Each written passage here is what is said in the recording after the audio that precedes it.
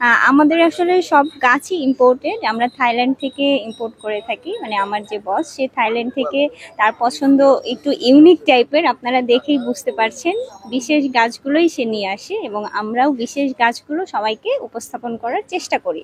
আমাদের গাছগুলোর প্রাইস একটু বেশি। দেখা যায় বেশিরভাগ কাস্টমার এসে ফার্স্টেই এই কমপ্লেনটা করে যে এত বেশি প্রাইস কেন, এত বেশি প্রাইস কেন। তো তাদেরকেও আমাদের সেম ভাবে বোঝাইতে হয় যে আমাদের গাছ বাহির থেকে আসে, আমাদের ট্যাক্স দিতে হয় আমাদের। আর যেহেতু আমাদের গাছগুলো বেশিরভাগ অর্নামেন্টাল, ইনডোর প্ল্যান্টের প্রাইসটা কিন্তু একটু বেশি। জি জি। তো আমরা আপনাদের গাছ সম্পর্কে জানতে চাচ্ছিলাম, যেগুলো ইনডোর প্লান্ট অর্নামেন্ট। জি জি, আমাদের কাছে ইনডোর। তো এই গাছটা হচ্ছে বিশেষত্ব এবং কি পরিমাণ সময় ব্যয় করতে হয়?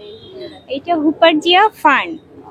এটার কেয়ারিং খুবই ইজি। এটা ছায়ায় রাখতে হয়, বেশি বেশি পানি দিতে হয়। এটা স্যাঁতস্যাঁতে জায়গা পছন্দ করে, ছায়ায় রাখবেন এবং বেশি পানি দিবেন। আচ্ছা, এগুলোর দাম কেমন? এগুলোর প্রাইস 2000 টাকা পার পট। এই যে লতানো গাছ ধীরে ধীরে আরো বড় হবে, নিচের দিকে ঝুলে পড়বে। আর মাঝে মাঝে কিছু ফার্টিলাইজার ইউজ করতে হয়। আচ্ছা, সব থেকে দামি গাছ কোনটা সেটা সম্পর্কে আসলে একটু জানতে চাচ্ছিলাম। সব থেকে দামি গাছ এটা তো আসলে বলা মুশকিল, কিন্তু আমাদের কাছে এই মুহূর্তে সবচেয়ে দামি গাছ অ্যাডিনিয়াম বনসাই। আচ্ছা, এটার প্রাইস কত? এটা 1.5 লাখ। 1.5 লাখ। জি, এটা বেশ পুরনো গাছ। এটার বয়স প্রায় 25 বছরের মতো হবে। Adenium bonsai.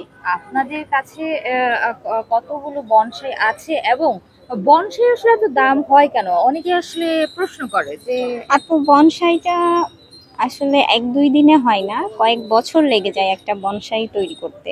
তো কয়েক বছর একটা গাছের পিছনে টাইম দিতে হয়, গাছটাকে যত্ন করতে হয়, ঠিক মতো রাখতে হয়। যে যেই শেপে মানে আনতে চাই সেই শেপে আনতে একটু মানে কঠিন। যারা অভিজ্ঞ তারাই একমাত্র পারে।